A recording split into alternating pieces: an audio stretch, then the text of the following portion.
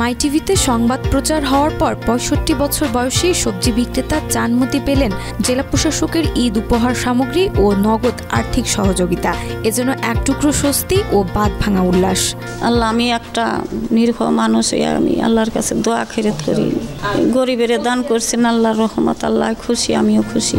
চানমতি মানিকগঞ্জ পৌর এলাকার মেহেন্দিবাগ গ্রামের বাসিন্দা। জীবনের অনেকটা সময় তিনি পার করেছেন দারিদ্রতার সঙ্গে লড়াই করে। মাত্র ১৪ বছর বয়সে বিয়ে হয় তার। দিনমজুর স্বামীর অল্প আয়ে টেনে টুনে চলত সংসার।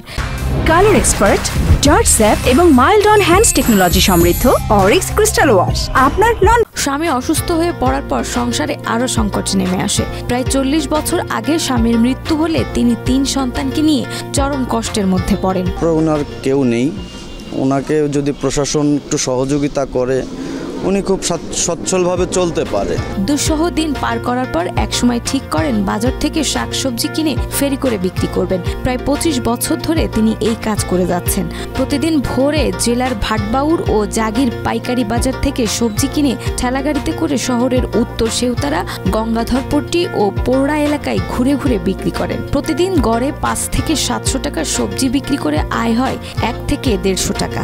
আমি গণমাধ্যম কর্মী মিস্টার আজিজ এদের মাধ্যমে জানতে পারি যে একজন ভদ্র মহিলা যার নাম চানমতি, উনি খুবই অসহায় অবস্থায় মানুষের বাড়িতে থাকে এবং ভ্যানে করে সবজি বিক্রি করে। এটা জানার পর আমি চিন্তা ভাবনা করি যে ওনার ঈদটা যাতে স্বাচ্ছন্দ্যপূর্ণ হয়। ২৩ মার্চ দুপুরে মানিকগঞ্জ জেলা প্রশাসনের কার্যালয়ে চানমতির হাতে ঈদ সামগ্রী তুলে দেন জেলা প্রশাসক মহোদয় মোহাম্মদ মনোয়ার হোসেন মোল্লা।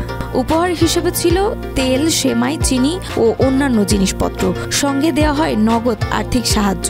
এ সময় জেলা ও উপজেলা প্রশাসনের কর্মকর্তারা এবং স্থানীয় সংবাদকর্মীরা উপস্থিত ছিলেন। ঈদের সামগ্রী বিশেষ করে রোজায় ব্যবহার করার জন্য কিছু নিত্য প্রয়োজনীয় পণ্য সামগ্রী আমি দেওয়ার চিন্তা ভাবনা করি এবং কিছু আর্থিক সাহায্য দেওয়ার চেষ্টা করি যাতে উনি ওনার যে ব্যবসা উনি করতেছেন বর্তমানে এটা চালিয়ে যান।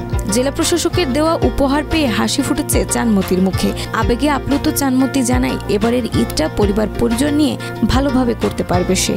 দেওয়ার মালিক আল্লাহ, এটা আল্লাহর ইচ্ছা, আল্লাহর তরিকে থেকে আল্লাহর ফেরেশতা দিয়ে আমার দান দিয়ান করলো। আমি আছি আর বাড়িতে একটা ছেলে, খুবই অবস্থা খারাপ, 2টা নাতি আছে আর ছেলে আর বউ আছে, আমি আছি, 4-5 জন আছি। এই দেয়ানে পেঁচে গুছি আল্লাহ খাওয়াইব।